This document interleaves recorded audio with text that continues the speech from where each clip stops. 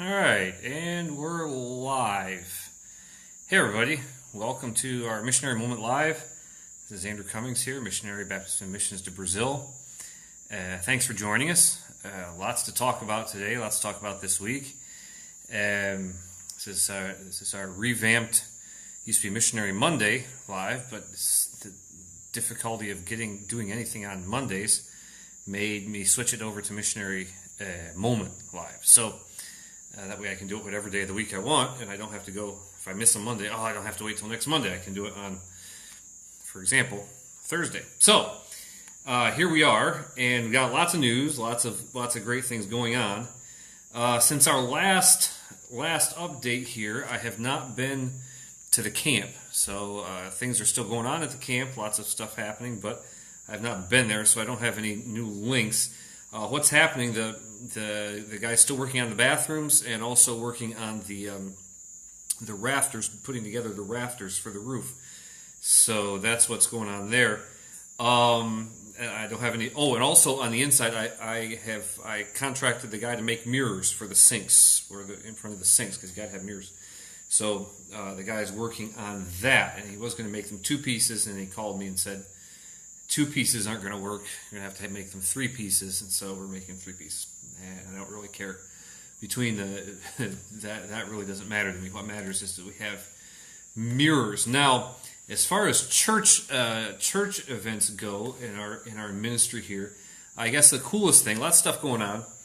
I asked for prayer last week for some pretty heavy counseling situations, and I would still ask you to pray for those heavy counseling situations because they're still going on and they're still heavy. So I can't go into more detail than that, unfortunately. So I would ask for your prayers with regard to that. Now, what I want to do here, I'm going to post underneath, like I usually do. I'm going to post underneath here are some links from our website. The cool thing from last week, one of the cool things from last Sunday is this that I'm posting here. We had a baby dedication.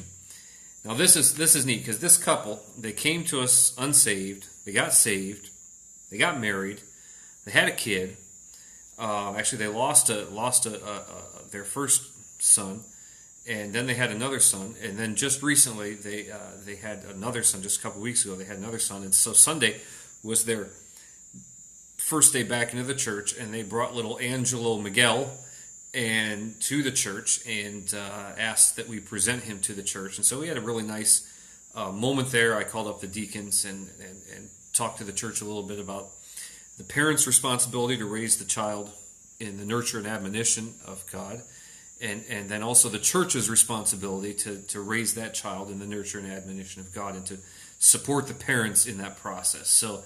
And then, of course, we prayed for the child. It was just a really special moment. I also told the church, I said, this is one way to grow a church. You know, we grow the church by evangelism and by discipleship and by then people that are in the church getting married and having a ton of kids.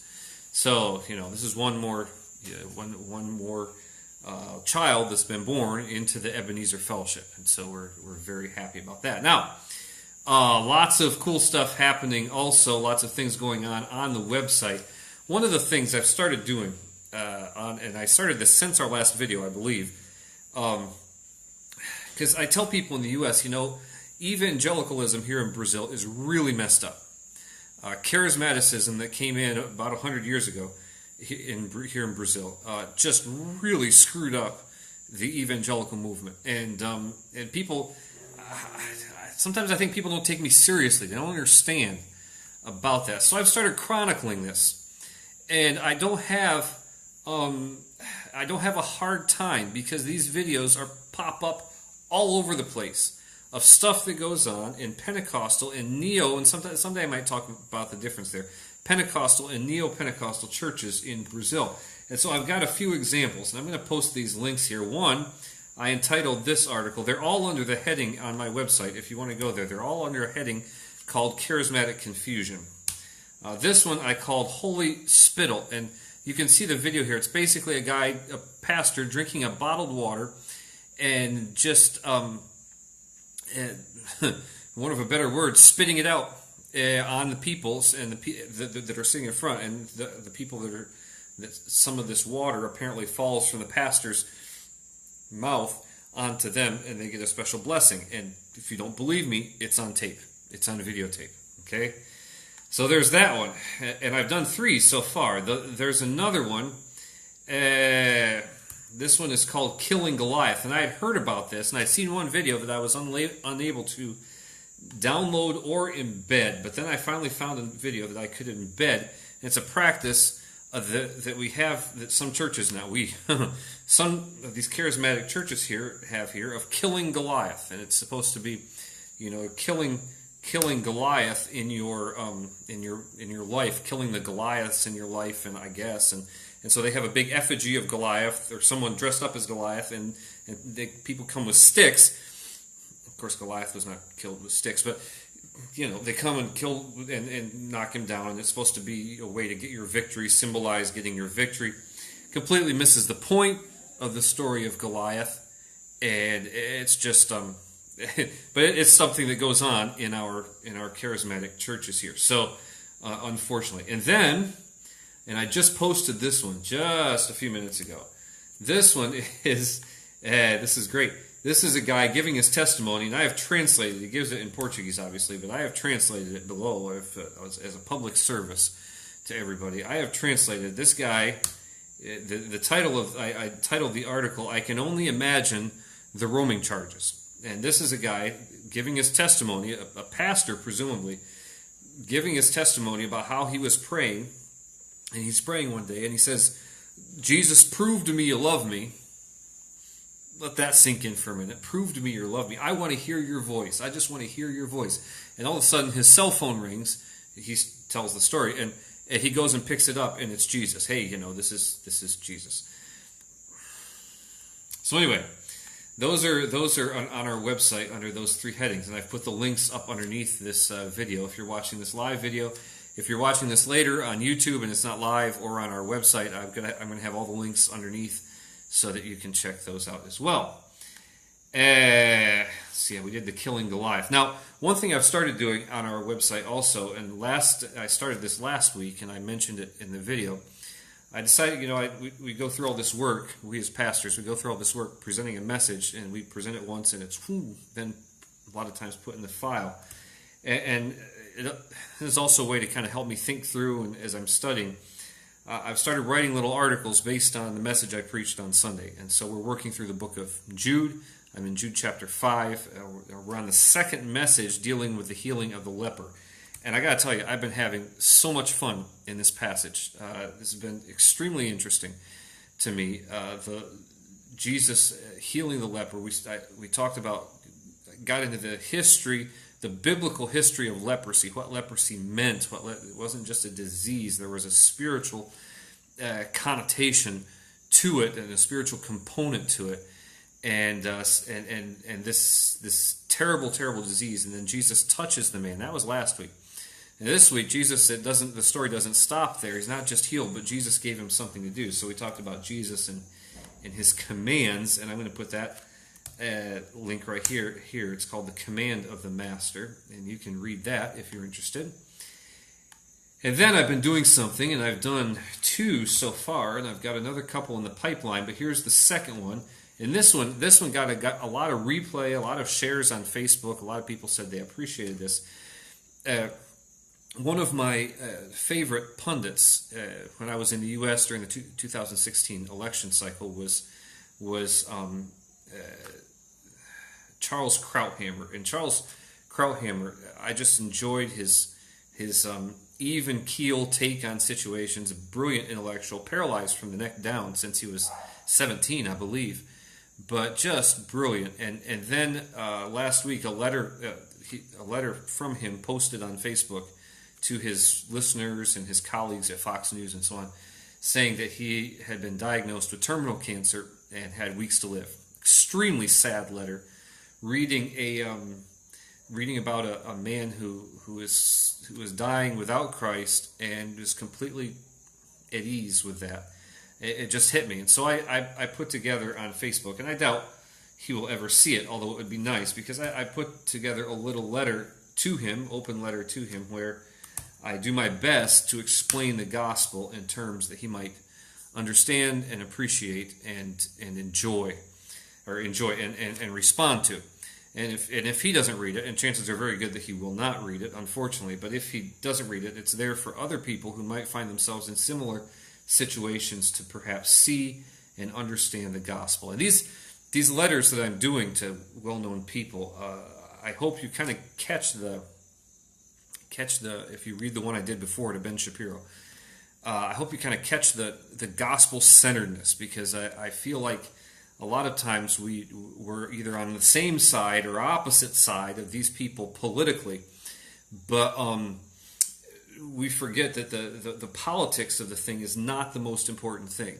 The most important thing is the gospel, and so that's what I try to pull out in these letters, and that comes true when you have a moment like Charles Krauthammer is facing, where his life is coming to a sudden and unplanned and short and quick end. Relatively quick end, then the gospel becomes supremely important. Not that it wasn't before, but also all of a sudden it comes into comes into clarity, and the eternal destiny of a person becomes extremely paramount. So that's why I did that, and you can read that. A lot of people expressed appreciation for it and so on. So if it's something that edifies you as well, then praise the Lord. Which is why I put that there. And let's see, I already put the thing about our baby dedication here, and so that is great. A couple more ministry things that aren't on the site, but we would appreciate your prayers. I mentioned your prayers. Someone's waving at me. Hi, Facebook wave.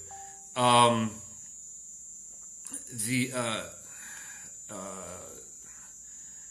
couple things that I haven't put up there on the website, but I'd appreciate your prayers. One is these counseling situations that I mentioned before, some really heavy-duty stuff, and so be praying for those. We would appreciate that a lot. The other is we have some financial issues that came up with my vehicle. I had to pay about $300 for a new. I don't know what's called in English. It's the pipe that goes in, runs the gas into the gas tank, and that started leaking. Not good. You're driving down the road, all of a sudden, what's that? There's gas leaking. So I took it to the dealership. The dealership didn't have the part. I had to get an Uber to the other end of town, pick up the part, and get another Uber back to the dealership. So we got that taken care of, thankfully, but it put us about $300 in the hole. And then very unexpectedly, both myself and Nathaniel was scheduled. It was a dental cleaning thing. That's fine. But so I went and got my teeth cleaned, and after I got them cleaned, then a tooth where I'd had a filling before just started hurting, and hurting so bad I went to the emergency room. Our emergency room here has a dental unit, so I went to the emergency room twice because the pain, I just couldn't think at all. And it's just driving me nuts, driving my wife nuts too. So I went and I went to the dentist's office, and they've worked through it, and they think they know what the problem is, and they gave me some medicine, and the pain has gone away. My gums are still super sensitive, but I'm treating that also. But that costs some cash. So just those are some financial issues that we've had, and God, of course, has not let us go hungry, and we're still here, still working. But we'd appreciate your prayers about that. And that's all I have on the ministry end of things. We had, and there's pictures not on my website. If you go down through Facebook, I think you'll find some pictures there. But we've had some. We had a Valentine's banquet. Valentine's Day here in Brazil is June 12th. It's not in April as it is in the U.S., and I tried to get my lovely wife to choose one Valentine's Day or the other, but she said, no, that's not how it works. We get to celebrate both. So we celebrated Valentine's Day, and one of our sister churches here had a Valentine's banquet, so we went to that. It was really good, really well attended. Itasiata and I were asked to do the activities, so Itasiata planned those activities, and they went over super well. So it was just a real blessing. And one of our co-workers here, Pastor Fred, came and gave a devotional, outstanding, very, very relevant and apropos to the couples that were there, so it was really good.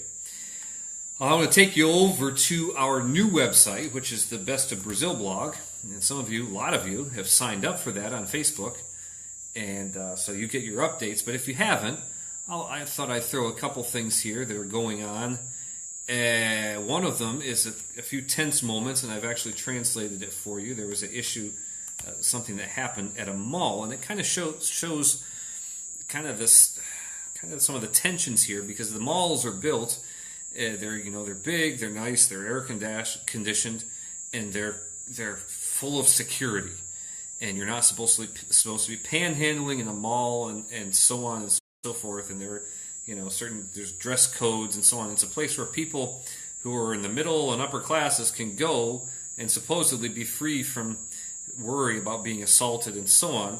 And so they're very strict about these panhandling things. Well, this video, and I just put that up there from our Best of Brazil blog, and you can look at it. This video shows a tense moment when there was a kid who was apparently there panhandling, and one of the guys, one of the shoppers, decided to come and buy the kid food at the food court, and the security said, no, you can't do that. This kid's been panhandling. He has to be removed. And he said, you can't stop me from buying food. And there was someone filming it, and the crowd gathered. It's a scene, and I've translated it here on our thing, so you can look at that on the Best of Brazil blog. So there's that. And one of the things I do is I post some of the viral videos, the funny viral videos that Brazilians love these, and they just flood social media. So the best ones I post here, and this one is pretty great. It's a Brazilian TV. The Brazilians love slapstick comedy, and it's a good match because I love slapstick comedy too. So, and one of the favorite things on their TV is pranks, and one of the more well-known TV producers here, he put together this prank where people walking by a cemetery are accosted by a skeleton riding a motorcycle, and it's hilarious, and the reactions are hilarious, and so you've got to check it out. And so there's that one, and then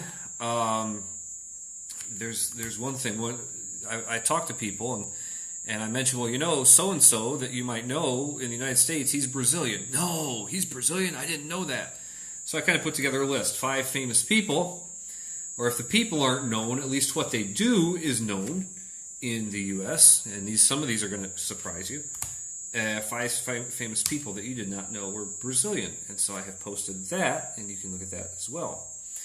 And then also in the funny video, and this was just hilarious. This didn't actually happen in Brazil, but I posted this in honor of Valentine's Day because it's just great. It was huge here in Brazil. It was going around on all the social media sites, WhatsApp and Facebook and Twitter and all that. And it's this husband or boyfriend, I don't know which, but he wants to give his girl a ride on a bicycle, and things don't just go as planned. And so I'll post that there, and you can look and see what happens. And I find myself identifying with the guy sometimes. So anyway, there's that, and so that's where we are in ministry right now. Hopefully on Monday, Lord willing, I'll be heading out to the camp, and so I'll be coming back with some fresh pictures, hopefully, and you can see the work that's going on there. I'm pretty excited. Hopefully, by the end of next month, we'll have this camp project finished. At least not the whole camp project, but the buildings and the buildings we're working on, the bathroom and the pavilion. Also be praying. Our big activity for the month of July is Music Week. We have a team coming from the U.S. down to help us, a team of musicians, very qualified musicians coming down to help us for this, and we've got a lot of people signing up, and I've got a good team working with us on this project. Lots of stuff to do yet, just tons of stuff. So I'll be praying for that. That's going to be running from July 16th through the 22nd. The group gets here on the 13th. So they hear the 13th. We start the 16th and go through the 22nd, and the group leaves the 23rd. So you can be praying for them. You can be praying for all the stuff we've got going on. Lots of really, really interesting stuff, and I'm kind of pulling my hair out a little bit, but in a good way. it's a lot of the stuff going on, and a lot of stuff that's going to be happening. It's going to edify our churches here. So, hey, thanks for watching. This one hasn't been as long. Like I said, I didn't go to the camp last week. Go to it next week. A lot more information next time. Thanks for watching. If you're in one of our supporting churches, do me a favor and share this video so that other people in the church that can keep up with what's going on. And if you're just coming at the end, don't worry. This video is going to stay up on Facebook. I'm also going to put it on our YouTube page, and it will be on our website, andrewcummings.com, so you can check that out. Once again, thanks for watching. Take care. God bless.